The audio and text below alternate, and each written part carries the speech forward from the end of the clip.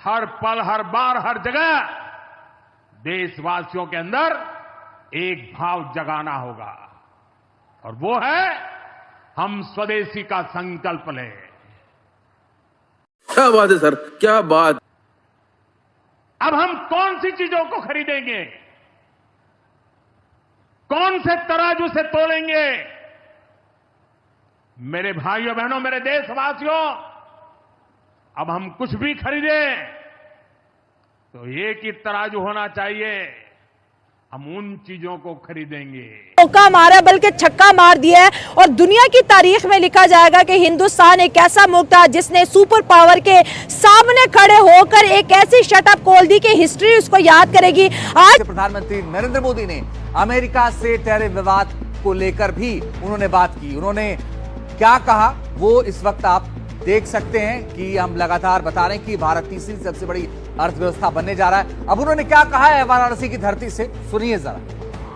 जो देश को तीसरे नंबर की इकोनॉमी बनाना चाहते हैं, ऐसा कोई भी राजनीतिक दल हो, कोई भी राजनेता हो, उसने पाकिस्तान पर भी टैरिफ इंपोज कर दी हैं और टैरिफ हैं 19%, आपसे कुछ कम। लेकिन क्या अब आपको सुकून है? वो कहते हैं कि पंजाब में कहा जाता है हुन आराम है। अब हुन आराम आ गया है भारत को, अब खुश हैं आप लोग कि जी ये देखें क्या हो गया। अब आप पूछेंगे हुन दसो। हाँ, बात ये है कि अपनी भले ही दीवार गिर जाए, पड़ोसी की बकरी मरनी चाहिए। वो थिंकिंग लेकर वाराणसी से पीएम मोदी की दहाड़ ट्रंप और पाकिस्तान को सीधी चेतावनी। अब हर भारतीय खरीदेगा सिर्फ स्वदेशी। प्रधानमंत्री नरेंद्र मोदी शनिवार सुबह अपने संसदीय क्षेत्र वाराणसी पहुंचे और वहां जो कुछ कहा वह पूरे देश में चर्चा का विषय बन चुका है। पीएम मोदी ने कहा, अब हम वह चीज खरीदेंगे जिसमें किसी भारतीय का पसीना बहा। देश हित में हर बार हर जगह एक भाव जागना होगा, स्वदेशी का। उन्होंने स्पष्ट किया कि दुनिया आज अस्थिरता के दौर पे से गुजर रही है। ऐसे समय में भारत को आत्मनिर्भर बनना ही एकमात्र रास्ता है। उन्होंने देशवासियों से अपील की है कि इस दिवाली से लेकर हर शादी विवाह तक हर त्योहार में सिर्फ मेक इन इंडिया उत्पादों को अपनाएं। मोदी के इस भाषण को अमेरिकी राष्ट्रपति डोनाल्ड ट्रंप और पाकिस्तान के लिए सीधी चेतावनी के रूप में देखा जा रहा है। पाकिस्तान में इस भाषण को लेकर हड़कंप मचा हुआ है। अब पाकिस्तान को लगने लगा है कि हमारे चक्कर में ट्रंप ने भारत से पंगा लेकर कितनी बड़ी गलती कर दी है। पीएम मोदी ने दुकानदारों से भी अपील की है कि वे विदेशी सामान छोड़कर सिर्फ स्वदेशी माल बेचे। उन्होंने कहा कि स्वदेशी अपनाना ही आज सच्ची देशभक्ति है।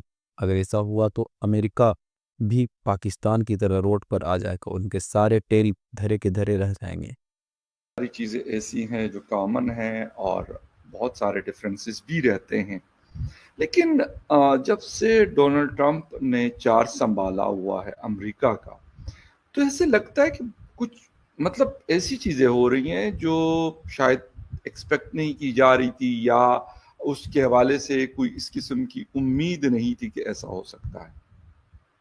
पाकिस्तान के साथ अगर ताल्लुकात की बात की जाए तो उनके आने तक काफ़ी ख़राब थे।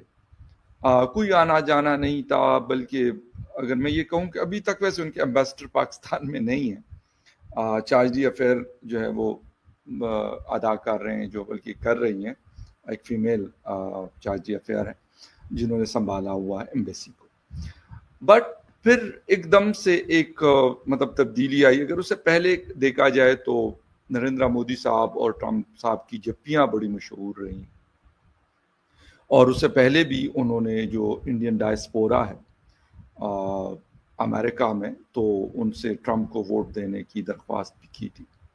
वो सारा कुछ हुआ और जब ट्रंप ने चार्ज संभाला और उसके बाद नरेंद्र मोदी साहब भी थर्ड टर्म के लिए बन चुके थे प्राइम मिनिस्टर, तो ऐसा लग रहा था कि शायद अब बहुत तेजी के साथ इनके दरमियान चीजें बढ़ेंगी। लेकिन जब हम देख रहे हैं तो बिल्कुल ऑपोजिट हो रही हैं सारी चीजें। जब ट्रंप इंतजामिया की तरफ से ये टैरिफ इंडिया पर लगाए गए तो इंडिया ने अब ये फैसला किया है कि F-35 जेट्स जो है वो अमेरिका से नहीं खरीदेगा। ये खबर मेरे सामने आ रही है। क्या ये खबर आप तक पहुंची है? आपकी इंफॉर्मेशन क्या कह रही है कि ये सही है और क्या इंडिया ऐसा करने जा रहा है? इस F-35 का टैरिफ से कोई रिलेशन है कि नहीं, मैं ये इस पर बहुत क्लैरिटी से नहीं बोल पाऊंगा। द रीजन बीइंग कि F-35 हम पहले से ही बहुत इंटरेस्टेड नहीं थे।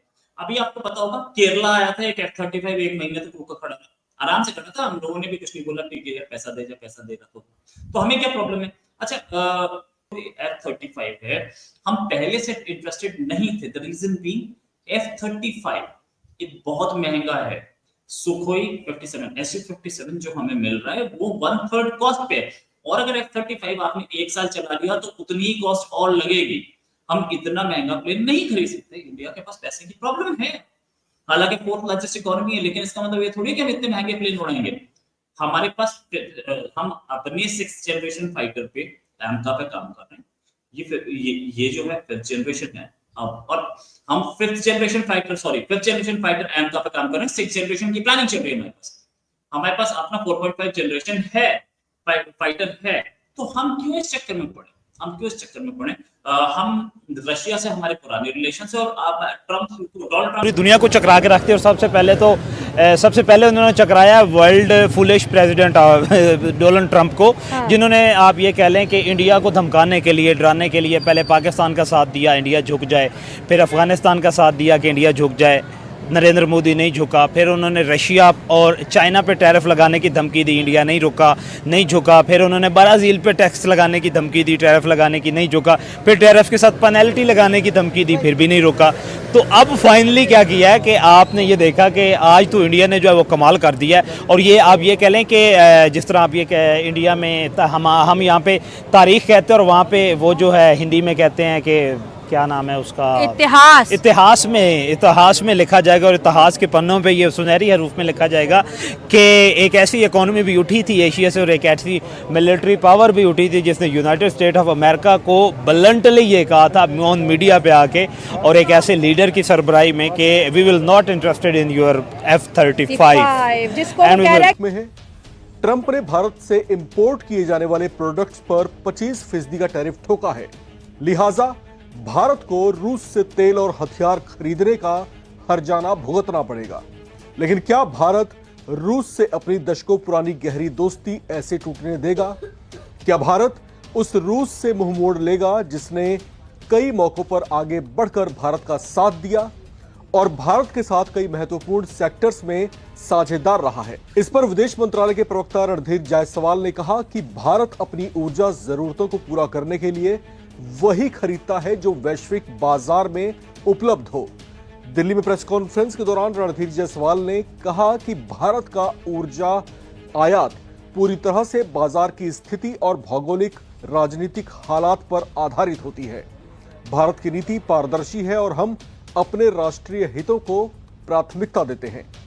सुनिए उनका यह बयान। आपका सवाल देखिए, जहां तक ऊर्जा जरूरतों की सोर्सिंग की बात होती है